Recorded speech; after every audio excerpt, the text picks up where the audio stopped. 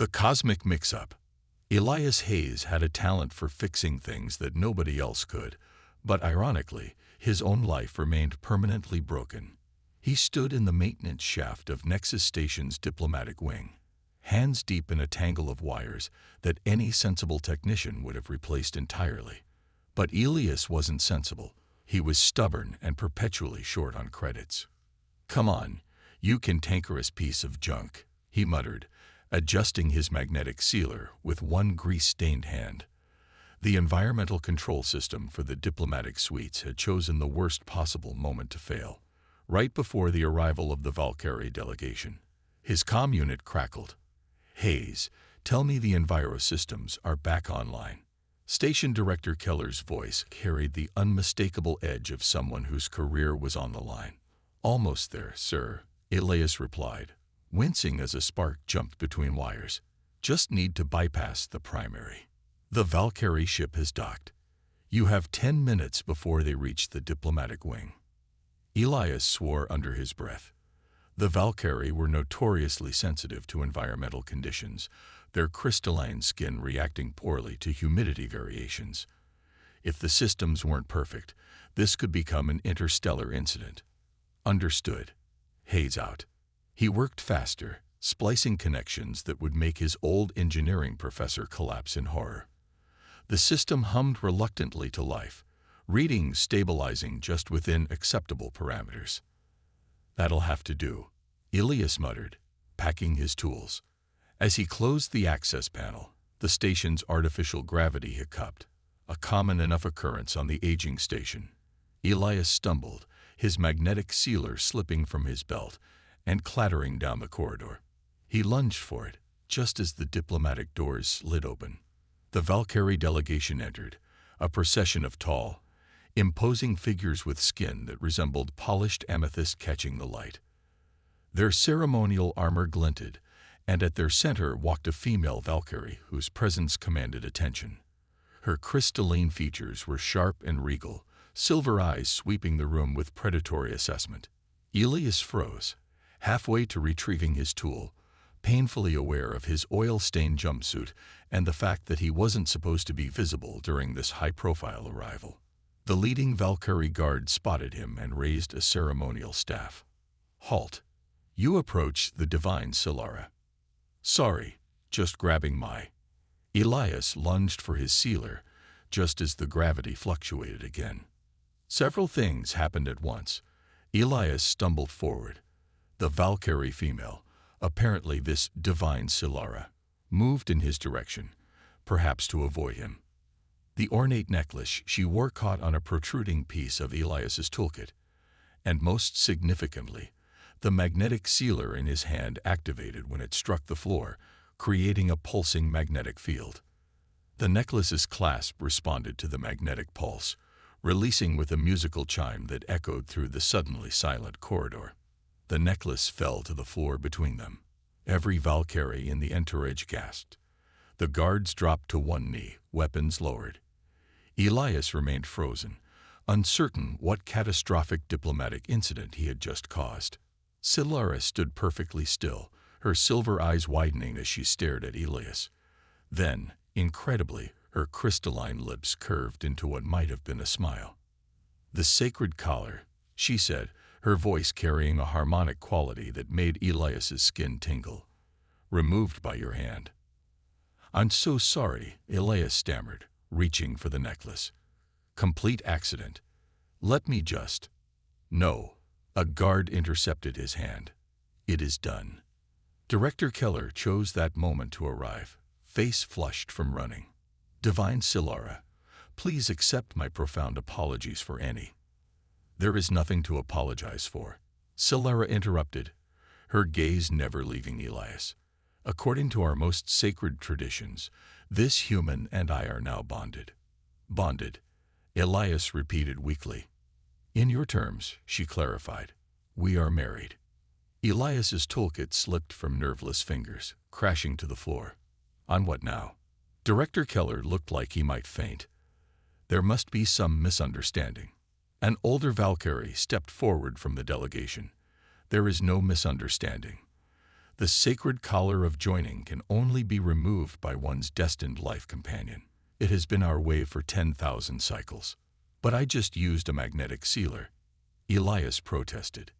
It was an accident. The collar responds only to the touch of the destined, the elder Valkyrie insisted. This is unprecedented. A human has never been chosen before. But the tradition is absolute. Silara approached Elias, moving with fluid grace that made him acutely aware of his own awkwardness. Standing before him, she was nearly a head taller, her crystalline skin catching the light in hypnotic patterns. "You are called?" she inquired. "Elias. Elias Hayes." "Look, there's been a mistake." "There are no mistakes in the joining, Elias Hayes." She placed a cool hand on his chest, directly over his pounding heart. "I am Divine Silara, first sword of the Valkyrie Ascendancy, heir to the Crystal Throne. And you are now my consort." The room spun slightly. Elias looked desperately to Director Keller, who appeared equally shocked. "This cannot be happening," Keller muttered. One of the guards stepped forward, his posture stiff. "The Alliance Council must be informed immediately. This development changes matters significantly." Silara's expression hardened slightly. "Indeed it does, Commander Vex. Yet the sacred law is clear." Elias found his voice again. "Don't I get any say in this?" The Valkyrie delegation looked at him as if he'd suggested something obscene. "The collar has chosen," the elder said firmly. "Even our divine ones cannot override its wisdom." Director Keller took Elias by the arm, pulling him slightly aside. "Hayes, do you have any idea what you've done? The Valkyrie Ascendancy is on the verge of signing a critical defense treaty with the Galactic Commonwealth.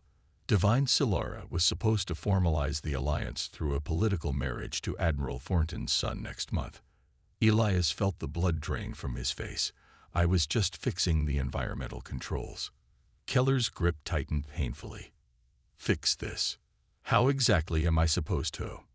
"Divine Silara," a new voice interrupted. A human in the formal uniform of Commonwealth Diplomatic Corps entered the corridor. "I just received word of this unexpected development."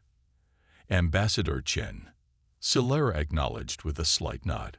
"Surely there's some way to address this misunderstanding without disrupting our important alliance," Chen suggested smoothly. Silara's silver eyes narrowed. "There is no misunderstanding. The sacred laws of the Valkyrie are clear. I am joined with this human." "Elias Hayes," Elias supplied automatically, then wished he hadn't when all eyes turned to him. Ambassador Chen's diplomatic smile remained fixed, but ice entered his voice. "Mr. Hayes, I'm sure you understand the importance of interstellar relations. Perhaps a private word." Before Elias could respond, Silara moved between them, her crystalline skin pulsing with subtle light. "My consort goes nowhere without me," she declared. The tension in the corridor thickened. Elias noticed the Valkyrie guards had subtly shifted positions, hands closer to their weapons. Ambassador Chen's security detail did the same. "Perhaps," Director Keller suggested nervously, "we should all move to the diplomatic lounge and discuss this calmly." Commander Vex, the guard who had spoken earlier, nodded curtly. "A reasonable suggestion, Divine Silara." Silara inclined her head in agreement, then turned to Elias. "Come, consort. It seems we have much to discuss." As they walked toward the lounge, Elias found himself beside Silara, intensely aware of her alien presence. "Look," he whispered, "I really don't understand what's happening, but I'm just a station technician. I can't be anyone's consort, especially not someone like you." Silara regarded him with those unsettling silver eyes. "The collar has chosen you, Elias Hayes. That means you possess qualities that are not immediately apparent, perhaps even to yourself. The only thing special about me is my talent for being in the wrong place at the wrong time," Elias muttered. To his surprise, Silara's crystalline features softened into what was unmistakably amusement. "Perhaps that is exactly the quality I need." Before Elias could respond, they entered the diplomatic lounge. The Valkyrie delegation arranged themselves in a protective formation around Silara, and by extension, Elias. Ambassador Chen and his team took positions opposite them, while Director Keller hovered anxiously between the groups.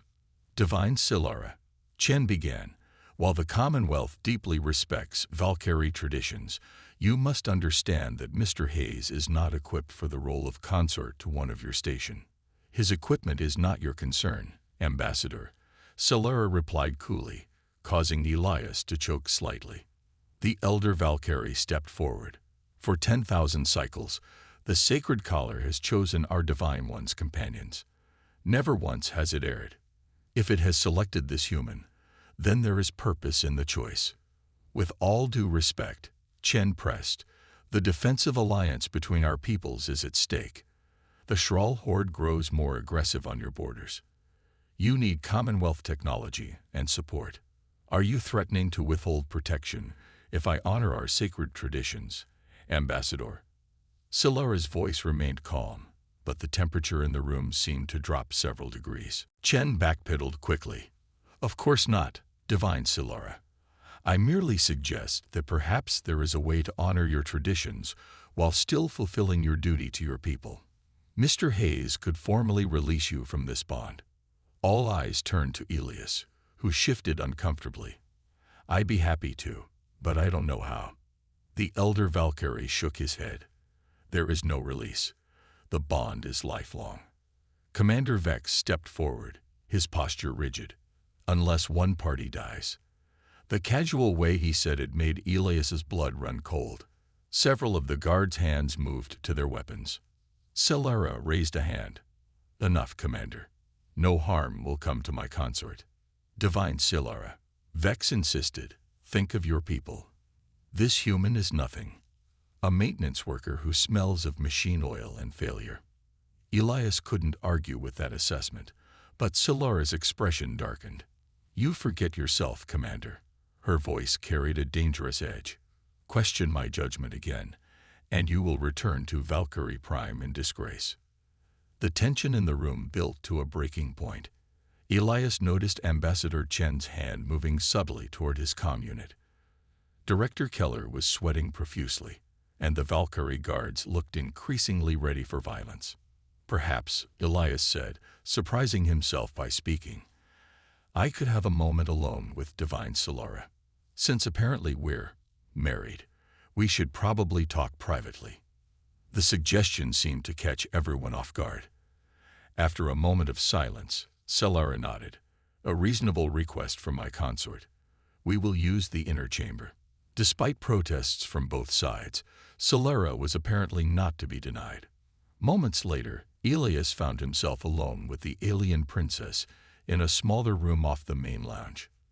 This is insane, he blurted as soon as the door closed. I can't be married to you. I'm nobody. You're some kind of alien royalty. Divine One, Silara corrected. And yes, the situation is unexpected. Unexpected. It's impossible. Look, there must be some way to undo this without anyone losing face. Or, me losing my life, which seemed to be on the table out there. Silara studied him, her silver eyes intent. You fear Commander Vex's suggestion, wouldn't you? He basically volunteered to murder me. He would not succeed. She stated this as simple fact. I would not allow it. Despite everything, Elias felt oddly touched. Thanks, I guess. But that doesn't solve our problem. Perhaps there is no problem to solve, Silara said thoughtfully. The collar has chosen you, Elias Hayes. In 10,000 cycles, it has never been wrong. There's a first time for everything, Elias countered. And what about your arrangement with Admiral Thornton's son? The alliance. Silara's crystalline features hardened. A political necessity, not a choice. The Commonwealth wishes access to our crystalline technology. We require their defense systems against the Shral, but there are many ways to form alliances. So you're not disappointed that you got stuck with a maintenance tech instead of an admiral's son? The question seemed to surprise her. The admiral's son is a politician who has never faced real challenge. You, at least, work with your hands and solve problems."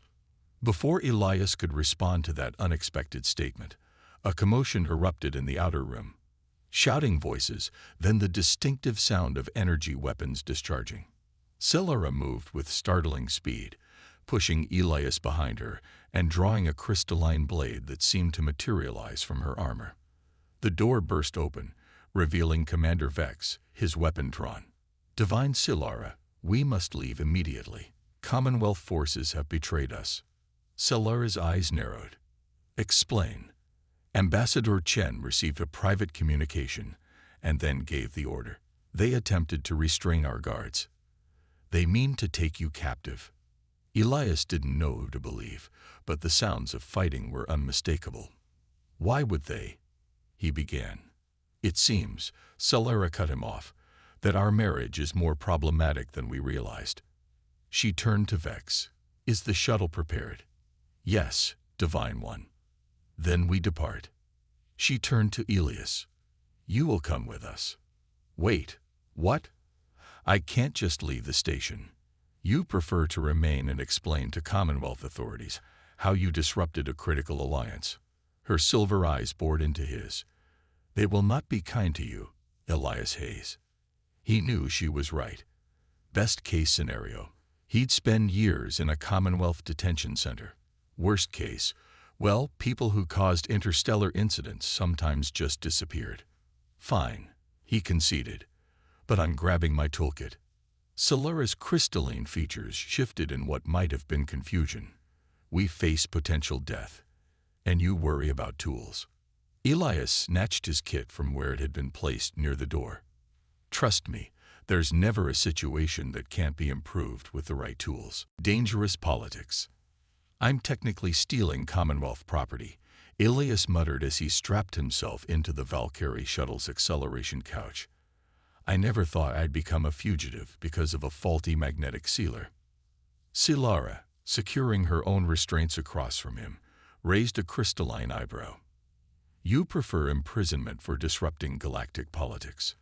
"When you put it that way." Elias winced as the shuttle lurched, breaking away from Nexus Station, with considerably more speed than safety protocols allowed. Through the viewport, he watched his home for the past 3 years recede. Commonwealth security vessels already scrambling in pursuit.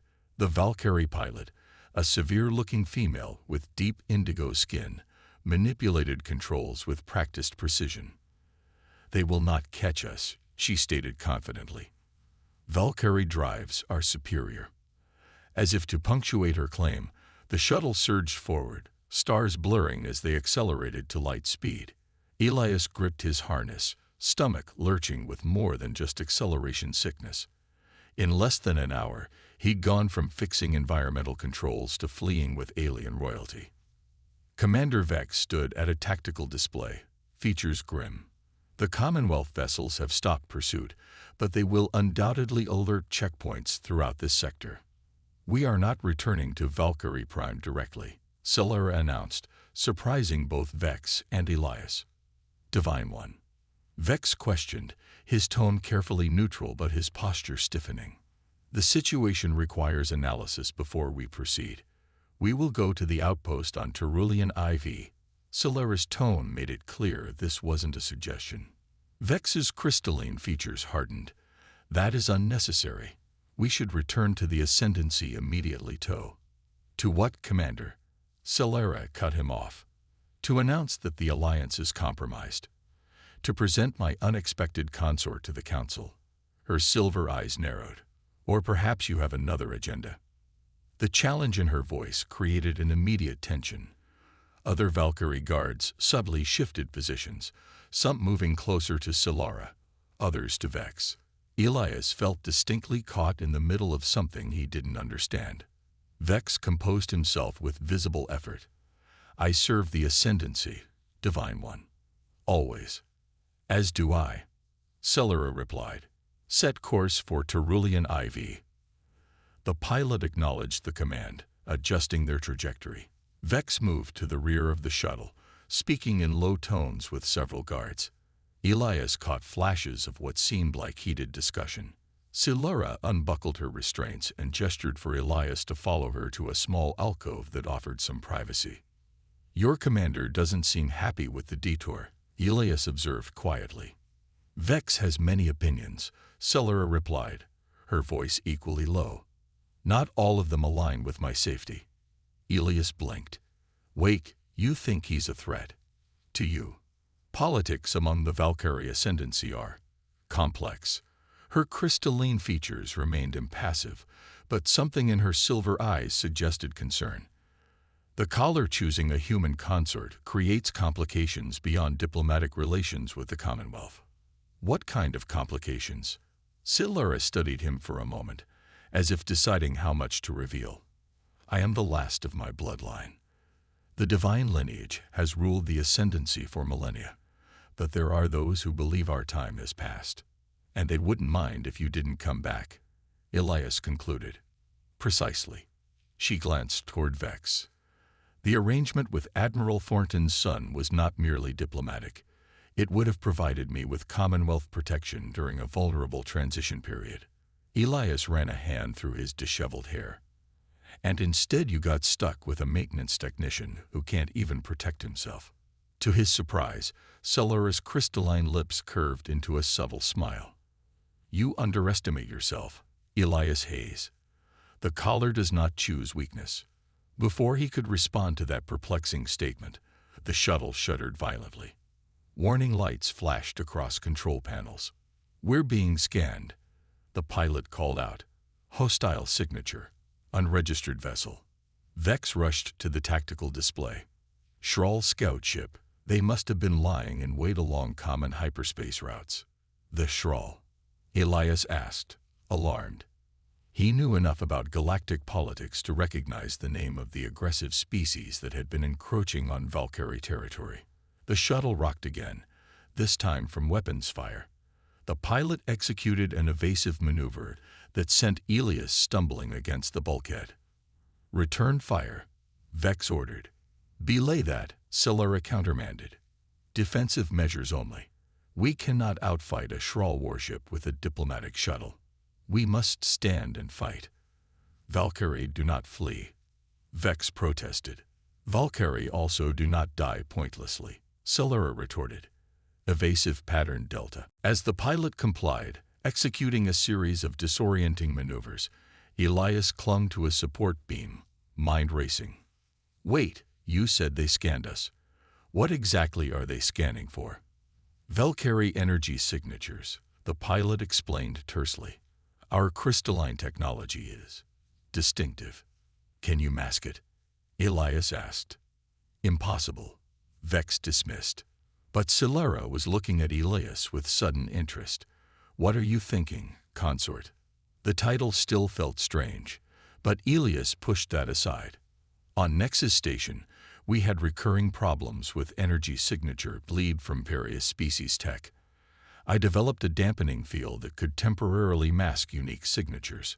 "Could it work on Valkyrie crystalline tech?" Silura asked. "Theoretically. I'd need to access your propulsion system and—" Another hit rocked the shuttle, throwing Elias forward. Silura caught him with surprising strength. "Show him," she ordered the pilot. Vex stepped forward. "Divine One, allowing an outsider access to our drive systems violates sacred protocols." "He is not an outsider," Silura countered.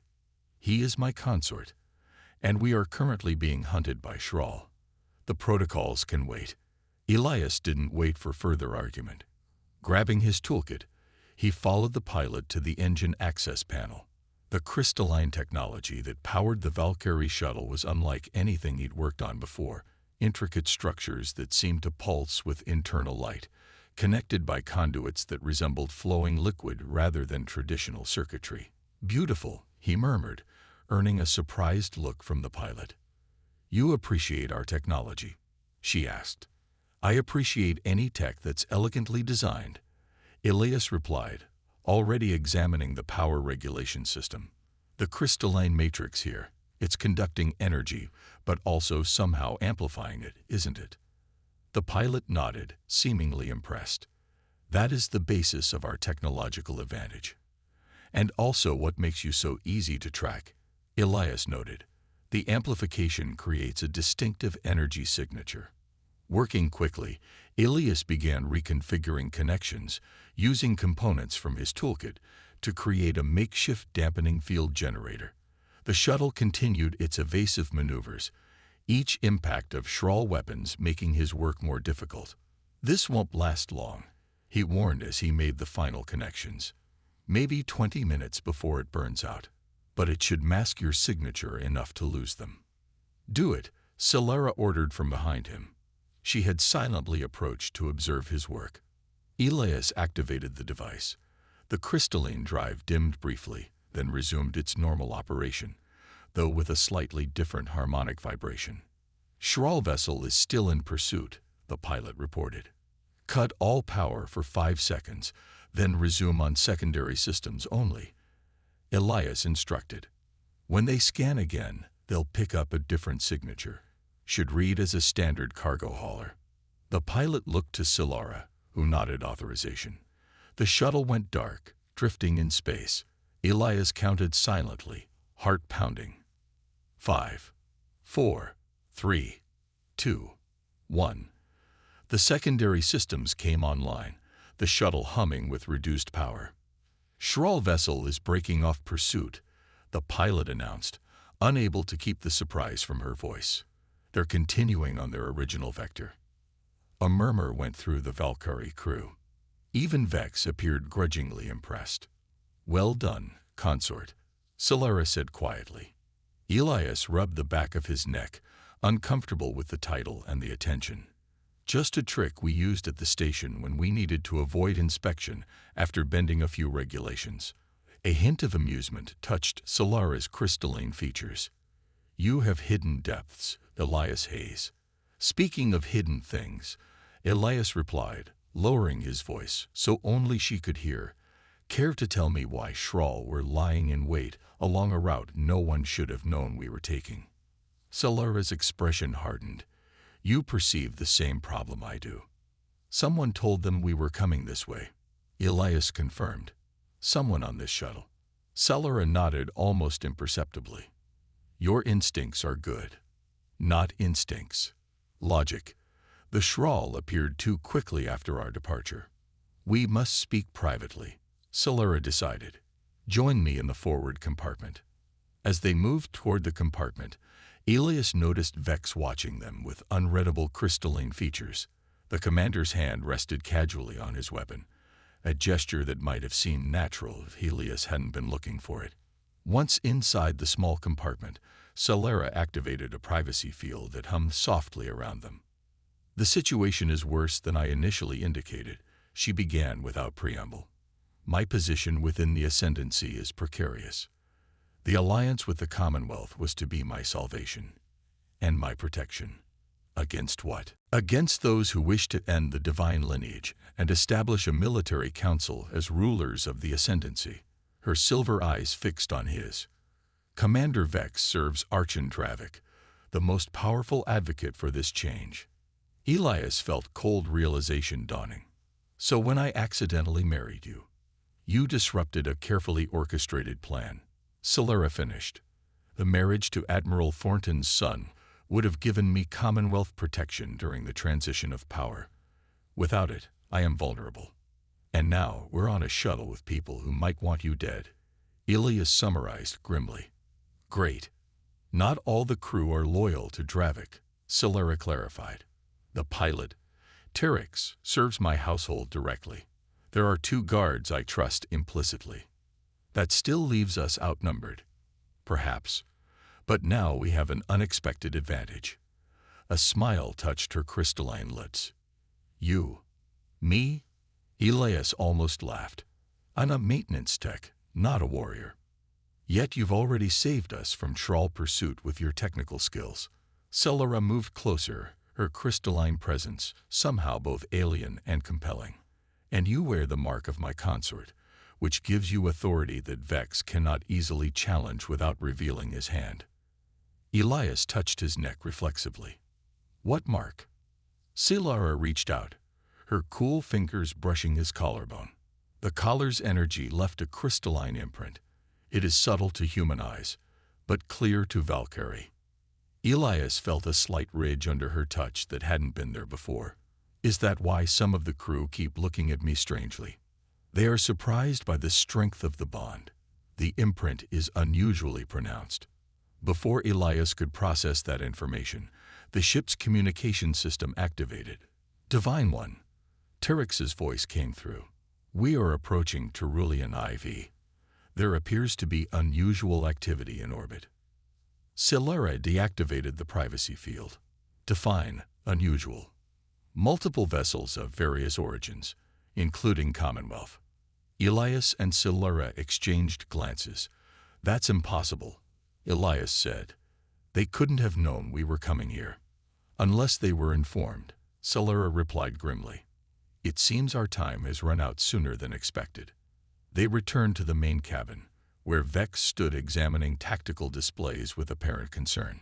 The Commonwealth has deployed a blockade, he reported. They must have anticipated your destination, Divine One. Curious, since I decided on Terulian IV only after we left Nexus Station, Silara observed, her tone deceptively casual.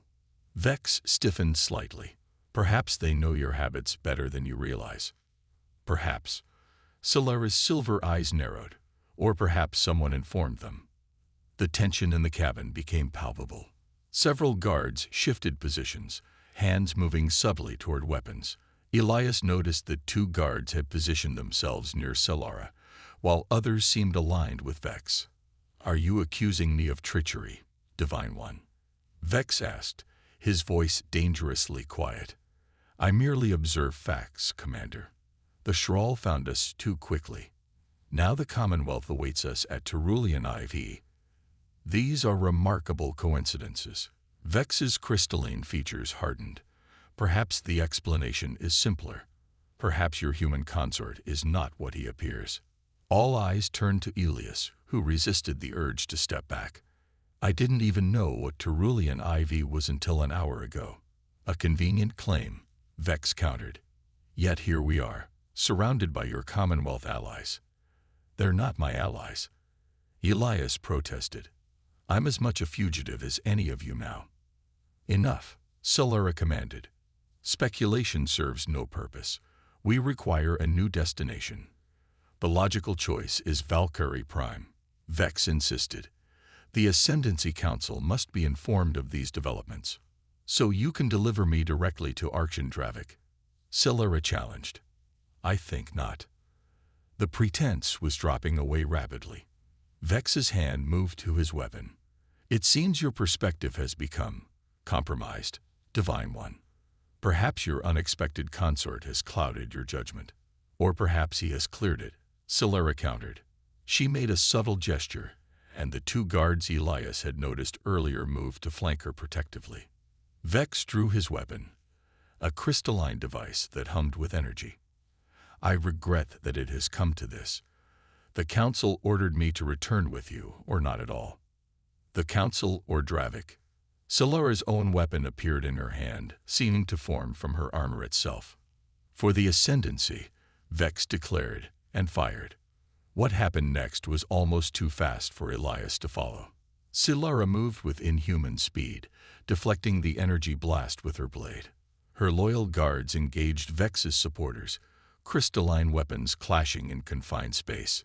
Elias ducked behind a bulkhead as energy blasts ricocheted around the cabin.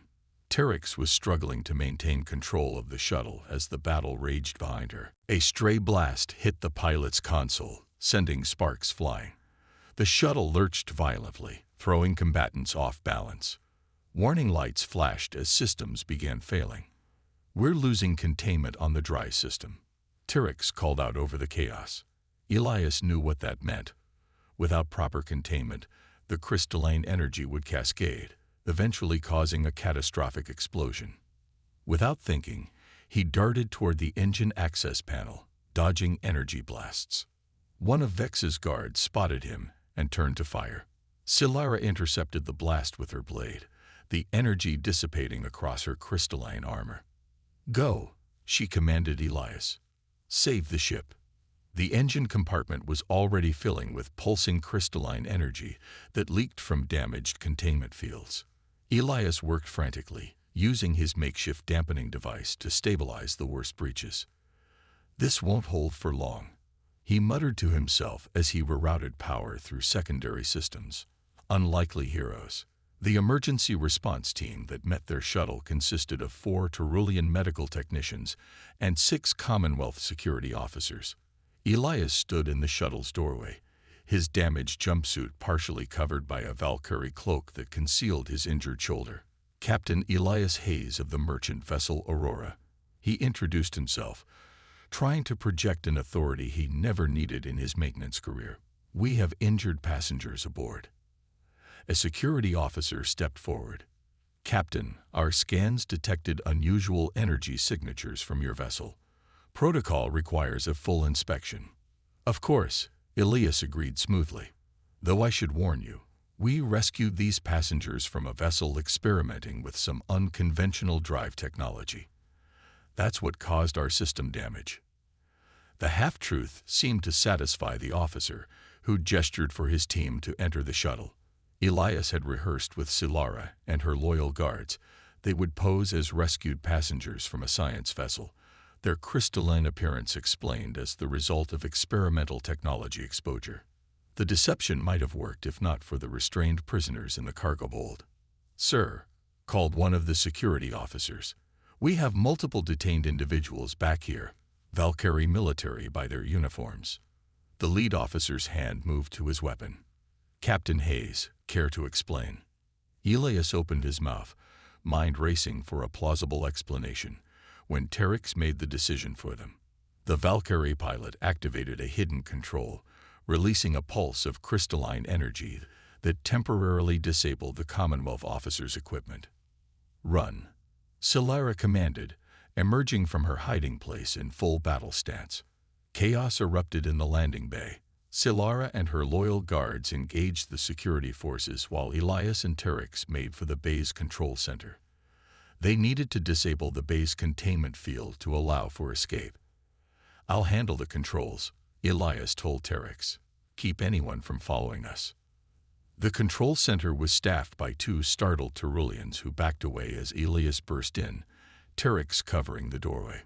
"Sorry about this," Elias apologized as he pushed past them to the main console.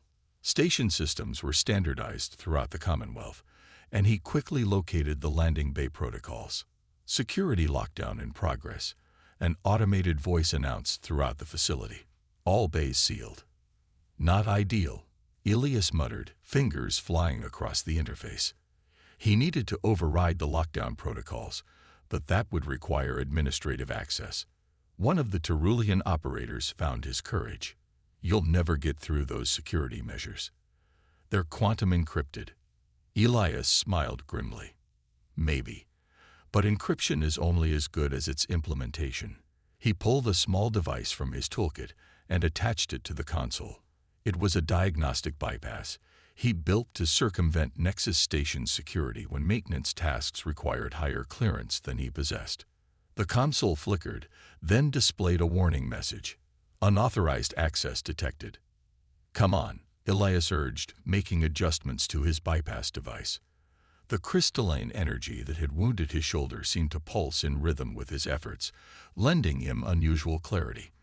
Connections he might have struggled with before appeared obvious now. The console suddenly granted access. "Security override accepted." "How did you?" The Tyrolean began, but Elias was already deactivating the bay's containment field. "Terex, tell Silara we're clear for departure." Through the control center viewport, Elias could see Silara engaged in combat with multiple security officers. Despite being outnumbered, her crystalline blade moved with blinding speed, deflecting weapons fire and incapacitating opponents with precise strikes. Her guards fought with similar skill, creating a protective formation as they moved back toward the shuttle. "We cannot leave with Commonwealth prisoners," Terex noted as they rushed back to join the others. "They would be leverage against us." "Agreed," Elias nodded. "Vex and his loyalists stay behind." They'd reached the shuttle just as Solara dispatched the last security officer.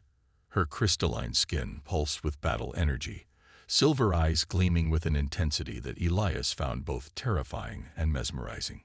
"The field is down," he reported, "but more security will be here any minute." "Vex?" she asked tersely. "Leave him. He's too dangerous to bring, too valuable to kill." Solara considered for a split second, then nodded. "Terex, prepare for immediate departure." As they boarded, Elias heard the distinct sound of station-wide alarms. Through the viewport, he could see additional security forces mobilizing. "We need to go now." Terex was already at the controls, bringing systems online. The shuttle lifted off just as armed reinforcements reached the bay, weapons fire bouncing harmlessly off their shields. "Where to?" Terex asked as they accelerated away from the station. Solara's expression was determined. "Valkyrie Prime." "Divine one of her guards protested. "Dravik's forces will be waiting." "Precisely," Solara replied. "We will end this where it began." Once they were safely away from Terulian IV, breaking through the disorganized blockade by appearing as an authorized departure, Elias finally had a moment to process their situation. "So the plan is to fly directly into the heart of a political coup?" he asked Solara as they gathered in the shuttle's main compartment. "With 3 guards, a pilot, and a maintenance technician." "4 guards," Solara corrected. "You forget yourself, consort." Elias touched his injured shoulder, which continued to display faint crystalline patterns beneath torn fabric. "I'm not sure guard is the right word for whatever I am right now." Solara's expression softened slightly. "You are more than you know, Elias Hayes." She gestured to his shoulder. "The crystalline integration suggests the collar's selection was even more significant than I initially believed. What exactly does that mean? Am I turning into whatever you are?" "Not precisely. The Valkyrie are crystalline beings from our cellular structure outward. What you're experiencing is a form of resonance adaptation, your biology responding to the bond created by the collar." "Great," Elias muttered. "Any other surprises I should know about? Will I start growing crystal facets next?" To his surprise, Solara almost smiled. "Unlikely, though your connection to our technology may continue to strengthen." That explained his unexpected intuition when working with the Valkyrie systems. "So I'm becoming some kind of human Valkyrie technician hybrid. That's actually kind of useful in our current situation." "Indeed." Solara's silver eyes studied him with increased interest. Perhaps the collar's wisdom was greater than any of us understood. Their moment of contemplation was interrupted by Terex. "Divine One, we have a transmission, encrypted on the royal frequency." Solara moved swiftly to the communication station. After verifying the encryption, she activated the receiver. A Valkyrie face appeared, older with deep sapphire crystalline features etched with what appeared to be age lines. "Divine Solara," the elder Valkyrie greeted with obvious relief. "You survive." "Elder Corvus," Solara acknowledged. "What news from the homeworld?" "Dravik moves quickly. He has declared you compromised by foreign influence and invoked the succession protocols. The council is divided. And my loyalists contained, but not defeated. Dravik does not yet control the sacred temple or the planetary defense grid. Those loyal to the divine lineage hold both for now." Solara nodded grimly. "We make for Valkyrie Prime. Expect our arrival within 12 standard cycles." "That may be too late," Corvus warned. "Dravik has scheduled a public ceremony to formally dissolve the divine lineage in 10 cycles. Then we will need to be more direct." Solara decided. "Is the resonance chamber still secured?" Corvus's crystalline features registered surprise. "Yes, Divine One. But surely you don't intend." "I do. Prepare for our arrival through the ancient ways." The elder bowed. "As you command." As the transmission ended, Elias looked to Solara questioningly. "Ancient ways. There are pathways to Valkyrie Prime that do not involve standard space travel," she explained. sacred routes, unknown to most, that connect directly to the heart of our civilization. Secret wormholes, Elias guessed. A simplified explanation, but essentially correct. The knowledge of these paths is restricted to the divine lineage. One of the guards spoke up. Divine One, using the ancient ways is not without risk. The resonance requirements are considerable, yes, Celera finished, but we have an unexpected advantage. She turned to Elias. The collar's bond creates a unique resonance signature that can stabilize the pathway. I'm guessing that involves me somehow, Elias said warily. It requires both of us, Celera clarified. The bond between Consort and Divine One can serve as an anchor point for the dimensional shift. No pressure, Elias muttered. Just anchoring dimensional pathways with a marriage bond I didn't know existed yesterday. Despite his sarcastic tone, Elias found himself strangely committed to this course of action. In the span of a day, he'd gone from anonymous station technician to a key figure in an alien political struggle. Somehow, it felt more right than anything in his previous existence. "So what's the plan when we reach Valkyrie Prime?" he asked. "I assume Dravik isn't just going to step aside when we show up." "The succession can only be formalized in the sacred temple," Celera explained. "We must reach it before Dravik can complete the ceremony. And then I reclaim my rightful place," Celera stated simply, "with my consort at my side." The weight of that statement hung in the air between them. Elias had been so caught up in survival that he hadn't fully processed the implications of his new status. If Celera prevailed, he wouldn't just be returning to his old life afterward. He would be the consort to the ruler of the Valkyrie ascendancy. "I don't know the first thing about being a royal consort," he admitted. "I fix things. That's what I do." "Perhaps that is exactly what the ascendancy needs," Celera replied. "Someone who fixes things that others cannot."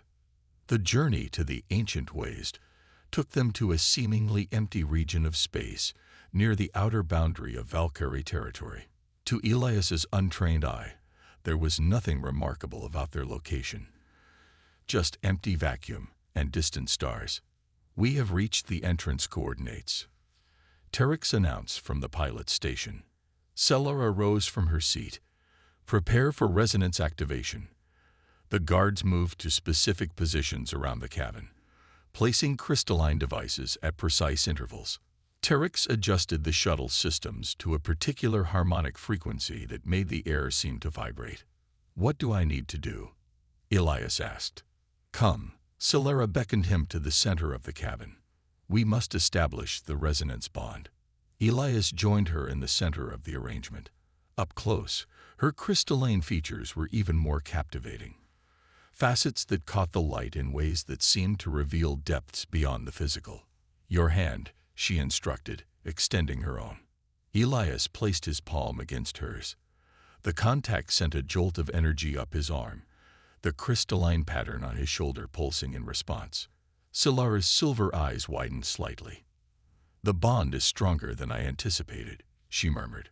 With her free hand, she removed a small crystalline device from her armor and placed it between their joined palms. "Focus on the resonance. Feel the connection between us." Elias wasn't entirely sure what that meant, but he concentrated on the sensation flowing between them, a strange harmonic vibration that seemed to align with his heartbeat. The crystalline device began to glow, pulsing in rhythm with the energies they generated together. Around them, the guards began a low, harmonic chant that seemed to amplify the resonance. The shuttle's interior lighting dimmed as power redirected to support the process. "The gateway opens," Terex announced, voice tight with concentration, as she maintained their position. Through the viewport, Elias saw space itself begin to distort, not violently, but with an elegant precision, folding like intricate crystalline origami to reveal pathways that existed between conventional dimensions. The resonance built to a crescendo, the device between their palms now blazing with light that cast prismatic patterns across the cabin.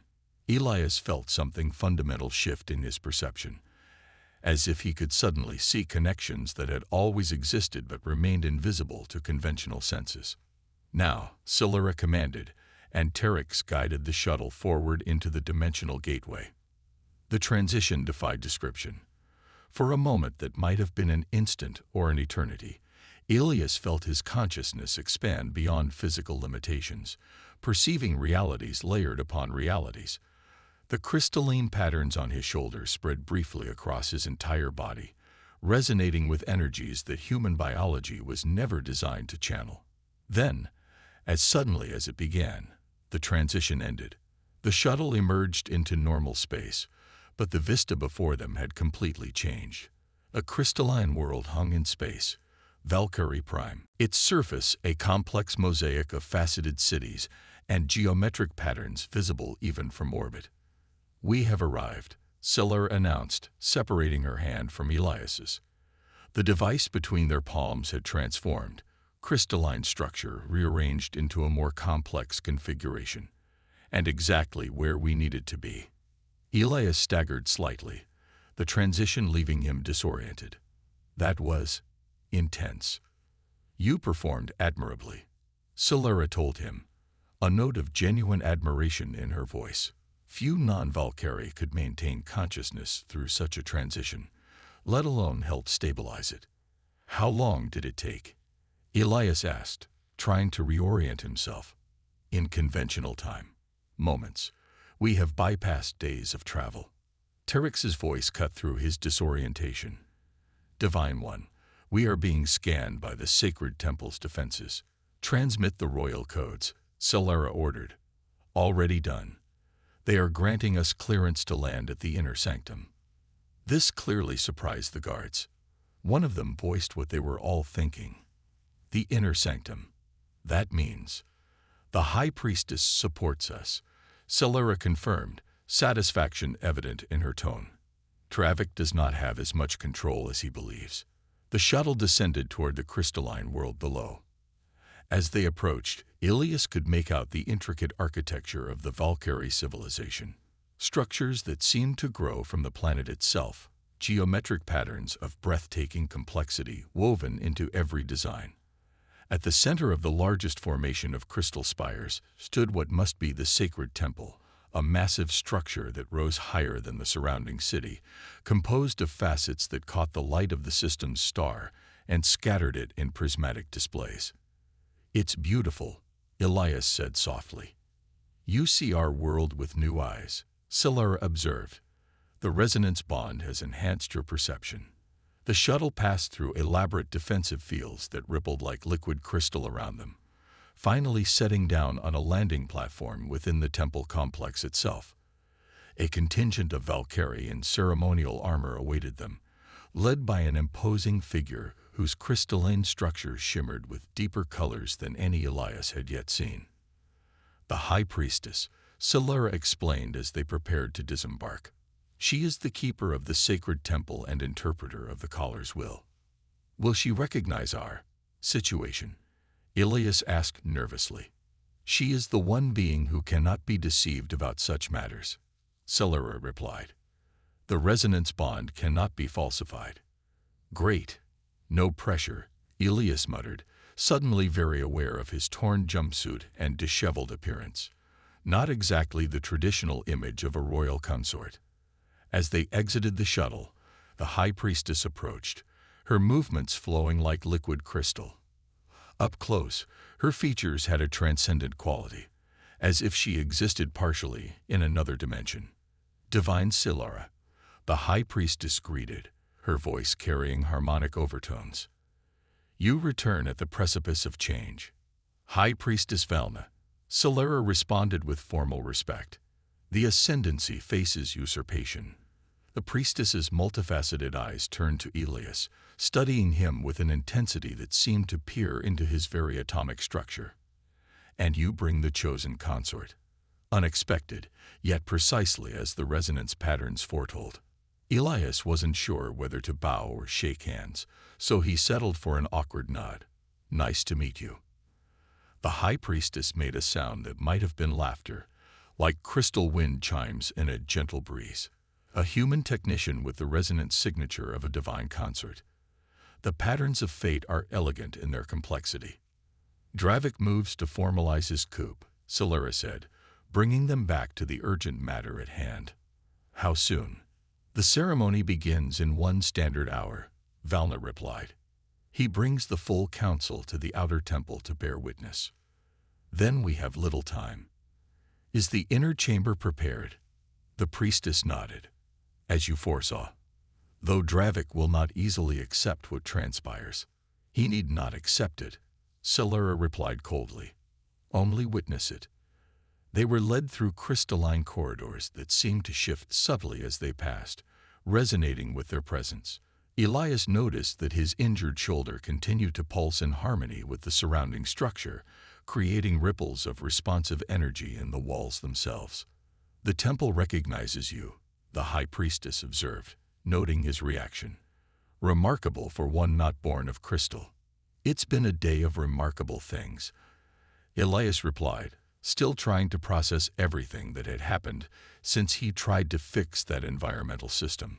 They reached what appeared to be the heart of the temple, a vast chamber whose geometric design focused toward a central platform bathed in light that seemed to originate from everywhere and nowhere at once. The inner chamber, Solera explained, where divine ones have been consecrated since the dawn of our civilization, and where Dravik cannot tread without invitation from a true divine one, the high priestess added. His ceremony in the outer temple is a shadow of legitimacy, but this, she gestured to the chamber around them, this is the true seat of power. So what's the plan? Elias asked. We perform some kind of counter-ceremony before his finishes. Not precisely, Solera replied. We will invoke the Resonance Challenge, an ancient protocol that supersedes all other proceedings when the divine lineage is threatened. The high priestess directed attendants who began preparing the chamber, placing crystalline devices similar to those used during their dimensional transit, but larger and more complex. This challenge, Elias ventured, I'm guessing it involves us somehow. It requires the Divine One and Consort to demonstrate the legitimacy of their bond, the priestess explained, through resonance harmonization that can only be achieved by a true pairing.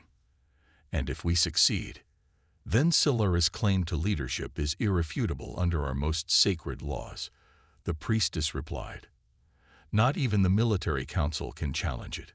And if we fail? The priestess's multifaceted eyes regarded him solemnly. Then the resonance backlash would be unpleasant. She means fatal, Solera clarified bluntly. To both of us. Elias swallowed hard. Of course it is. Why would I expect anything less at this point?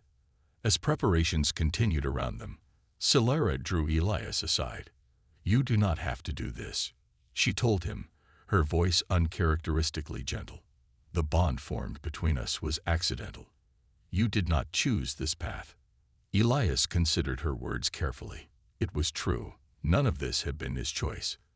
24 hours ago, he'd been anonymously fixing environmental systems on a space station, not involving himself in alien politics or risking his life in mystical resonance challenges. Yet something about this felt right in a way his previous existence never had. The crystalline patterns spreading from his shoulder weren't just a physical change. They represented a fundamental shift in his understanding of his own potential. Maybe it wasn't an accident, he finally said, surprising himself with the conviction in his voice. Your collar thing chose me for a reason, right? So let's see this through. Relief and something deeper flickered in Solera's silver eyes. You continue to surprise me, Elias Hayes. I'm surprising myself, he admitted. But I've never backed away from fixing something that's broken, and it sounds like your ascendancy definitely needs some repairs. A subtle alert chimed through the chamber. The high priestess approached them, her expression grave. Dravik has commenced the ceremony in the outer temple. We must begin. Solera nodded, then turned to Elias. Are you ready, consort? He took a deep breath. As I'll ever be. They were positioned on the central platform, surrounded by crystalline structures that hummed with increasing energy. The High Priestess and her attendants began a harmonic chant that resonated throughout the chamber, setting the crystal structures vibrating at specific frequencies. "We will join as we did during the transit," Solara instructed, extending her hands. Elias placed his palms against hers, and immediately the connection between them intensified, stronger than before, a resonance that seemed to align their very molecular structures. The crystalline patterns on his shoulder spread further, flowing like liquid light across his chest and down his arm. "The resonance challenge begins," the High Priestess intoned, her voice augmented by the chamber's acoustics. "Let all bear witness to the true bond of the divine lineage." The energy built around them, crystal structures pulsing in rhythm with their joined resonance. Elias felt his consciousness expanding again, but this time with greater control, guided by Solara's experienced presence in the shared resonance field. Through their connection, he suddenly understood what was needed, not just physical proximity, but a genuine synchronization of purpose and intent. He focused on what had brought them to this moment, not just circumstance, but the shared desire to prevent a misguided coup, to preserve a civilization's sacred traditions while allowing it to evolve. The resonance between them intensified, crystalline energy flowing in visible patterns around their joined hands. Elias could feel the moment approaching when they would either achieve perfect harmonic alignment or suffer catastrophic resonance collapse. "Now," Solara whispered, though whether she spoke aloud or directly into his mind through their connection, Elias couldn't tell. "Complete the bond." Acting on instinct rather than knowledge, Elias adjusted his resonance pattern, not fighting the alien energy but welcoming it, allowing his uniquely human perspective to complement rather than conflict with Solara's crystalline nature. The chamber exploded with prismatic light as their resonance patterns achieved perfect harmonization. Energy surged through the temple's crystalline network, carrying their combined signature to every corner of the structure, and beyond, to the outer temple where Dravik's ceremony was underway. Through their resonance connection, Elias could almost see the usurper's face as the ancient protocols activated, crystalline structures throughout the outer temple recognizing and responding to the true divine presence. "It is done," the High Priestess declared, her voice carrying a note of awe. "The resonance challenge is answered. The bond is true." As the energy gradually subsided, Elias found himself still standing, though barely. The crystalline patterns had receded from his chest, but remained permanently etched into his shoulder and arm, a visible mark of what they had accomplished together. Solara's silver eyes met his, containing a new depth of connection. "You did well, consort." "We did well," he corrected, surprised by his own boldness. "Partners, remember." Her crystalline lips curved into a genuine smile. "Partners." The chamber doors opened, and Elder Corvus entered, accompanied by several members of the Valkyrie Council. Their expressions registered various degrees of shock and awe. "Divine Solara," Corvus bowed deeply. "The resonance challenge has been witnessed throughout the Ascendancy. Dravik's ceremony has been rendered invalid." "And Dravik himself?" Solara inquired. "Under guard. The military forces have recognized the true resonance signature and stand down." Solara nodded with satisfaction. "Bring him here. He will witness the proper consecration." As the council members departed to carry out her orders, Solara turned to Elias. "It seems we have succeeded, against considerable odds." "Just another day fixing things," Elias replied with a tired smile. "Though usually my repairs don't involve dimensional gateways and political coups." "You will need to adjust your expectations," Solara told him, amusement coloring her tone. "The life of a divine consort rarely involves standard maintenance protocols." The reality of his new position was finally beginning to sink in. "I really am stuck with this job now, aren't I?" "Does that displease you?" Solara asked, a hint of uncertainty in her voice that seemed strangely vulnerable coming from such a formidable being. Elias considered the question honestly. 24 hours ago, he'd been nobody, a competent technician living an unremarkable life. Now he stood in the heart of an alien civilization, permanently bonded to its leader, his body literally transforming to accommodate his new reality. Oddly enough, no, he finally answered.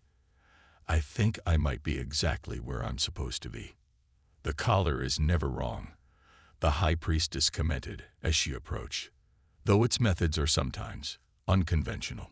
Speaking of unconventional, Elias said, what happens now with the Commonwealth? I'm technically a fugitive, and there's still the matter of the alliance that was supposed to happen. That will be our first task as rulers, Celera decided. To establish new terms of alliance, ones based on mutual respect rather than political convenience. The Commonwealth may be reluctant after recent events, Corvus warned as he returned.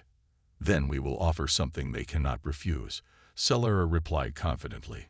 Access to resonance technology, properly regulated, with my consort's unique perspective to guide its application. Elias raised an eyebrow. Using my maintenance skills for diplomatic leverage. That's a first. Your skills extend far beyond simple maintenance, as you have demonstrated, Celera told him. You see connections others miss, solutions where others see only problems. The end.